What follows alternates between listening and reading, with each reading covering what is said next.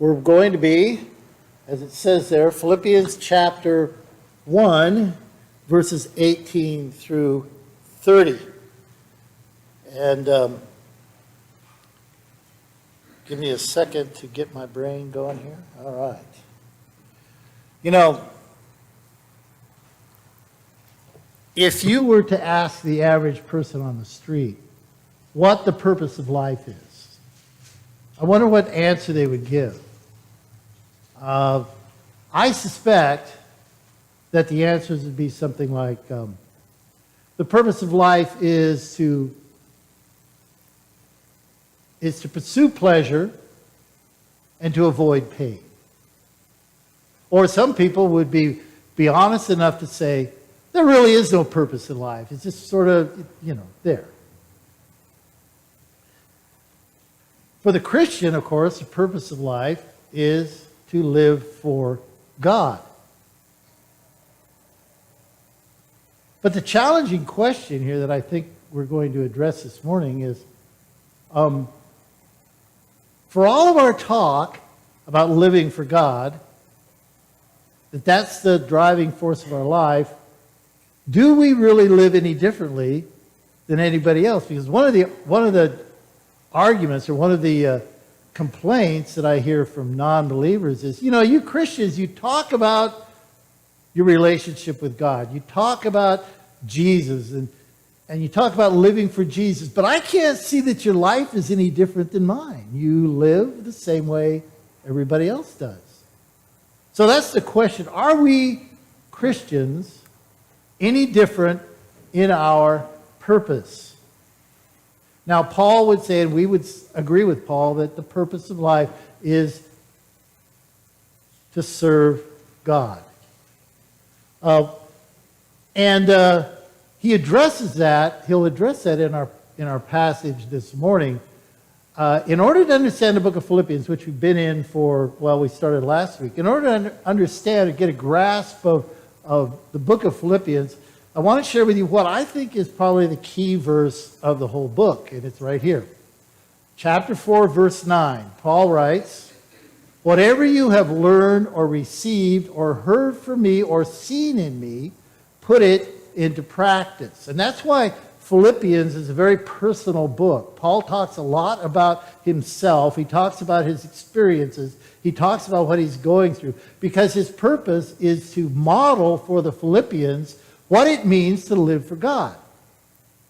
And to have Christ as your ultimate purpose. Now, the background, of course, we know, we talked about it a little bit last week, the background of Philippians. Paul is in prison. He has been, he was accused by his opponents of being an enemy of the Roman state. And so, in order to make sure his rights were observed, and also for the opportunity to go to Rome, he appeals to Caesar. And so he's in prison in Philippi. And when I say prison, he's not in some dark, dank dungeon. He's more like a house arrest. So he lives in a house that he's rented. He's under guard, but he's not thrown into a dark prison. He's not able to travel around. His friends are able to come see him. He's able to have people in, but he is under guard. Anyway, all that to say, he's in prison. He talks about his chains. And in last week's study of Philippians, we saw Paul looking back at his experiences up to this point. And just to remind you of verse 12 of chapter 1, he says, "I want you to know, brothers and sisters, that what has happened to me has actually served to advance the gospel." So he's looking at his situation. Here I am in prison. I'm in chains. I'm bound. I'm awaiting trial before Caesar. But I want you to know, folks, that has served to advance the gospel. The gospel has gone out. Sincere Christians have gained boldness from my imprisonment, and they've been preaching the gospel. And there are also some guys who want to cause me difficulty and cause me pain or whatever, and they're preaching the gospel as well. But that's good because the gospel is going out. You remember that from last week. This week, Paul kind of looks forward. So we see Paul's attitude in the past, and his attitude is, whatever is happening to me doesn't matter. What matters is that the gospel is being preached. People are hearing about Christ. So Paul's purpose is to make Christ known, and he rejoices whenever that happens, however that happens. And that's the lesson from last week. This week, he's looking forward, and we see Paul's attitude, as they say today, going forward, right? So I want to give you three pictures or three examples that Paul sets as a model for what it means to have Christ as the ultimate purpose in our life. The first thing is that Paul wanted to honor Jesus whatever happened to him. So we're looking at chapter 1, verse 18 through 20. We're going to start in verse 18. If you have a modern version, you'll see a paragraph division. So, you know, the verse numbers were put in there for the help of memorization and finding passages, but they're not inspired. So sometimes the verse division is in a weird place. So actually, this goes with the next thought that's coming up. So let's start with verse 18. I guess you could say verse 18b, after the division there. Yes, and I will continue to rejoice. For I know that through your prayers and God's provision of the Spirit of Jesus Christ, what has happened to me will turn out for my deliverance. I eagerly expect and hope that I will in no way be ashamed, but will have sufficient courage, so that now, as always, Christ will be exalted in my body, whether by life or death. So what Paul is saying here, and what Paul says throughout the book of Philippians, is, if you wonder if there's any difference in a Christian's life because of their purpose being Jesus Christ, if you want to know if we live any differently, he says, just watch me. I put myself on the line as an example. Now, that's amazing to me because I don't know that I would be willing or brave enough or have enough, as the Jewish people say, chutzpah, to say to somebody, you want to know how a Christian lives? Look at me. Would any of us have that kind of courage? Look at me. See how I live on a daily basis. See how I treat people. See how I spend my time. See the kind of things I fill my mind with, and how I seek out entertainment, those sorts of things. Watch me. See how a Christian whose purpose is to serve Christ lives. I don't know if we could say that. I don't know if we'd be willing to do that. But Paul puts himself out there. He says, as Philippians 4:9 said, whatever you have learned or received or heard from me or seen in me, put it into practice. So Paul says, watch me. And he says, I will continue to rejoice, for I know that through your prayers and God's provision of the Spirit of Christ, what has happened to me will turn out for my deliverance. Paul says here that because of their prayers, what has happened to him will turn out for his deliverance. Now remember, what has happened to him is he's imprisoned. He's awaiting trial before Caesar. And one of two things can happen here. Paul could go before Caesar and he could be exonerated and released from prison, or he could receive a death sentence. Paul is saying, I don't know what's going to happen, but I am confident that because of your prayers and because of the gift of the Spirit, what has happened to me will turn out for my deliverance. And a lot of people, many scholars argue that Paul expected to be released. He expected to be in his appearance before Caesar, to be exonerated and to be freed. And in fact, a lot of scholars point out or would refer to this imprisonment as Paul's first Roman imprisonment, that then he was freed and then he traveled, and he talks about it in some of his later epistles, that he travels to Spain, and he also goes back and he visits the Philippians and he visits the Thessalonians, and he goes back through some of those places he's been before, and then he's rearrested and taken back to Rome, at which time he is condemned and is martyred. And that may be true. I don't know if this is Paul's outlook here. I don't know if this is Paul's focus. I don't think that he's saying, I'm confident that this is going to work out for my freedom. Now, verse 19 here, which I put back up. Verse 19 is a quotation. It is a direct quotation from the Old Testament. It's a quotation from the book of Job. And that's Job chapter 13. And here's what Job says. Indeed, this will turn out for my deliverance, for no godless person would ever dare come before him. Listen carefully to what I say. Let my words ring in your ears. Now that I have prepared my case, I know that I will be vindicated. What's the book of Job about? We did this a few years ago. You remember, Job is this righteous man. He's a perfectly righteous man. And then the day comes that he loses everything. He loses his riches. He loses his herds. He loses his family. And the people around him who believed in those days that God blesses the righteous and God punishes the wicked, they said, well, Job seemed to be a righteous man, but because this has happened to him, apparently there's some unseen sin in his life, unconfessed sin in his life that we haven't seen.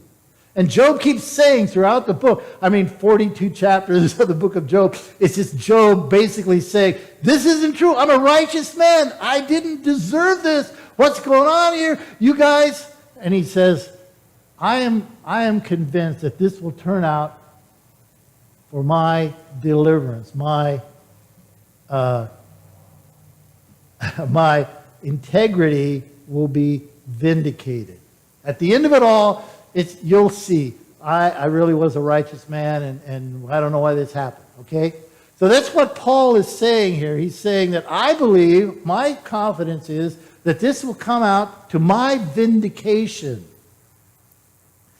In other words, my reputation, will be vindicated one of two ways.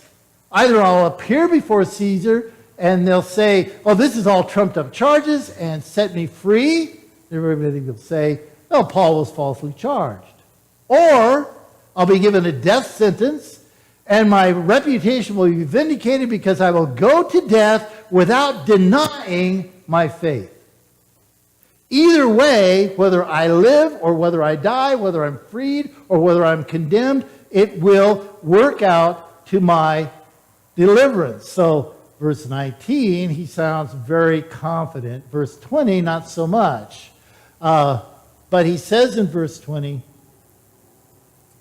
pray for me, and I eagerly expect and hope that I will in no way be ashamed, but will have sufficient courage so that now, as always, Christ will be exalted in my body, whether by life or by death. I'm always amazed at the prayer life of Paul the Apostle. If it were me, and I was in the situation that Paul was in, what would I pray for? God, get me out of this! And I bet that's what you would pray too. Whatever, God, just get me out of this situation, because the thing we do when we pray in difficulty, we pray to be released from difficulty, right? I want to be delivered from difficulty. What does Paul pray for? Not to be released from difficulty, but that through the difficulty, Christ will be exalted, whether by life or by death. So Paul's interest, Paul's desire, let me do it. Paul's desire is to honor Jesus, whatever happened to him. Here is the specific lesson here. Jesus is most often honored, or let me change that. Jesus is often most honored when the whatever involves difficulty, suffering, and even death. When a Christian goes through difficulty and suffering and even faces death because of their faith, and they remain faithful to what they believe, Christ is exalted. So Paul prays not for deliverance, for freedom, but Paul prays that through the circumstance, whatever it is, that God, Christ, might be exalted. So that's number one. Number two is that Paul put the interest of Jesus above his personal preferences. Now, before we get into that passage entirely, we've got to look and see how Paul viewed life and death. And understanding that adds to the punch of what Paul has to say. Verse 21. For me to live is Christ, and to die is gain. So what Paul says here is, for Paul, his life is all about honoring Christ. It's all about the message of Christ going out. It's all about people hearing the good news of Jesus Christ. And to live is Christ. To live is to focus on that. Christ is the guiding personage in his life, the guiding force in his life. It's his greatest delight comes from serving Christ. And then he says, so that's how Paul views life, but how does he view death? He says, to die is gain. To die is gain. That is the one thing that the world will never say. When you look at the world, their attitude toward death, you see, they kind of have a contradictory view. On the one hand, people in the world, non-believers, look at death and they say, whatever it takes, I don't want that to happen to me. Give me anything but death, to paraphrase Patrick Henry. Give me anything but death. Whatever treatment, whatever surgery, whatever thing that has to be done in order to postpone death, no matter how painful, no matter how restricting of my quality of life, I want that because I don't want to die. And on the other hand, the world views life as a release, death as a release. And often they'll say things like, well, it's a mercy. It's a mercy. As a release from pain or a release from pointlessness. He's better off. Well, maybe not. It depends upon where the dead person is, right? May not be better off. And the one thing the world will never say is this. Well, death is the better thing. To die, death is a gateway to a life that is the best of all possible existences. The world will never say that. The Christian will say that. That's what we believe. Death is not the monster. Death is the opening or the gateway to a life that is the greatest that we could ever possibly live. There's your funeral sermon for you, by the way. So, you know what I'm going to preach at your funeral. Maybe. We'll see. So that's how Paul sees life and death. And Paul can't decide which is better. Listen to this. If I am to go on living in the body, this will mean fruitful labor for me. Yet, what shall I choose? I do not know. I am torn between the two. I desire to depart and be with Christ, which is better by far, but it is more necessary for you that I remain in the body. What shall I choose? And notice Paul says, for me, death is what? Better by far. What I desire, what my preference is, Paul says, is to go and be with Jesus, i.e., to die. That's better for me. That's my preference. But let's go on. Convinced of this, I know that I will remain and will continue with all of you for your progress and joy in the faith, so that through my being with you again, your boasting in Jesus Christ will abound on account of me. So it's better for me, my preference is that I go to be with Jesus. But it's better for you that I remain, because I can continue to minister to you. I can continue to have an influence in your life. So Paul puts aside his personal preference in favor of their need. I would prefer to go and be with Jesus, but your needs are more important than my personal preferences. You know, we talked about, I don't know if it was last week, it was some weeks ago, I said the Barna survey that said that most Christians, the majority of Christians, believe that the purpose of the church is to meet their needs. You remember that? The purpose of the church is to meet my needs. You exist to meet my needs. You know. No, that's not what it's about, but that's what people believe.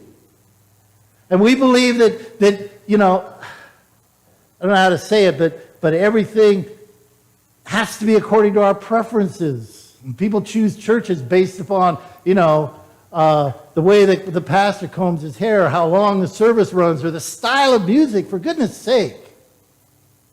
You know? Some of us would not walk into a church where they played worship songs. Lasers and smoke machines, right? But if that's what it takes to reach the younger generation for Christ, that's what I'm going to do. So next week, lasers and smoke machines, folks. No, but seriously. There are a lot of people who say, well, you know, all that stuff, all that new stuff, and that rock and roll and hippie Christian stuff, and rah. Get over it. It's not about you and your preferences. It's about the gospel of Jesus Christ. And if that's what it takes to reach a person for Christ, just get over your personal preferences. That's what Paul says. I would prefer to go and be with Jesus, but that's not best for you. So I'm convinced, and he's not making a prediction here. He's not saying I'm going to remain. He's saying I'm convinced, considering my situation and your needs, that I will continue. So I will be freed. But whatever, you know, it's all for the service of Christ. So here we go. Paul wanted to honor Jesus in whatever happened to him. Paul put the interest of Jesus before his personal preferences. And number 3 is Paul stood firm for Jesus in the face of opposition. So verses 27 through 30. Let's read that. Whatever happens, conduct yourselves in a manner worthy of the gospel of Christ. What he's saying, live as I have shown you. Live as I have demonstrated.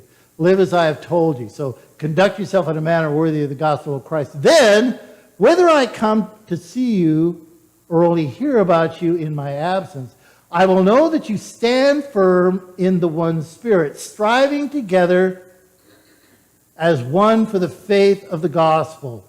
I'm going to look at this because that's really small. Without being frightened in any way by those who oppose you, this is a sign to them that they will be destroyed, but that you will be saved, and that by God. In verse 28, Paul highlights the reality of opposition. If we are witnesses to Christ, we will face opposition. In fact, Paul says it's part of being a Christian. Verse 29, for it has been granted to you on behalf of Christ not only to believe in him, but also to suffer for him. Since you are going through the same struggle you saw I had, and now hear that I still have. So it's part of being a Christian. It's like he's granted this to you. This is a gift. You can suffer for him. Isn't that wonderful? If we are living in a manner worthy of the gospel, then we will experience opposition. Our witness for Christ will always meet opposition. As I said, it's part of being gospel. Why? Because the gospel, in 3 words, you want to know what it is? I came across this week. I think it's really good. Jesus is Lord. Jesus is Lord. And if you go to someone and you try to convince them of that, you say, Jesus is Lord, and you know what that means, friend? That means that you need to accept him as Lord of your life. He needs to be Lord of your life. That is a direct affront to their personal independence, and they're going to get upset. Probably. If you take a moral stand based upon the fact that Jesus is Lord, that's an implicit affront to their moral independence, and they're going to get upset. It's just a fact of life. And as I said, as Paul says, it is part of being a Christian. And he says, well, what does he tell them to do? In the face of opposition, what does he say to do? Well, roll up in a fetal position and turn your face to the wall and cry and moan and complain. No, he says, stand firm in one spirit, striving together for the faith of the gospel. Where does he say it? Somewhere he says contend. I can't see it now. Oh, well, anyway, it's there. Contend, stand firm, maybe strive. Maybe I got contend from another translation. Strive, stand firm, strive. In other words, don't just do nothing. Don't just say nothing. Speak up in the face of opposition. He says, don't be intimidated. Don't be frightened. And the word frightened there, literally in the Greek, or it can be translated intimidated, because, you know, the opposition of the world can be pretty intimidating. We like to be liked. We don't like people to be upset with us. We don't like people to think we're weird, you know. It can be intimidating. Paul says, no, stand firm, contend for the gospel. And if you do that, he says in verse 28, this is a sign to them that they will be destroyed, but that you will be saved, and that by God. Now that sounds kind of harsh, doesn't it? But you got to remember that Paul was being persecuted to the point of death. And the Philippians were also going through persecution. And when you're in a situation like that, it is not wrong to rejoice in the fact that God is going to make all things right. And he says, if you live in such a way that if you live in such a way that's a manner worthy of the gospel, that is a sign to non-believers of who's right. So, you know, they may fight against it, they may kick against it, but when they see you living a worthy life, that gives support to the gospel. They can't, they can naysay your words. They can say, you don't know what you're talking about. You're a crazy extremist. You're a right-wing freako. You're one of those evangelical nutcases. They can say all of that stuff. But when they see your life, once again, watch me, when they see your life, that's the one thing that they can't deny. And if we stand firm in the face of this opposition, then it's a sign to them. Oh, maybe these guys are right. Maybe they're right. Maybe I'm wrong.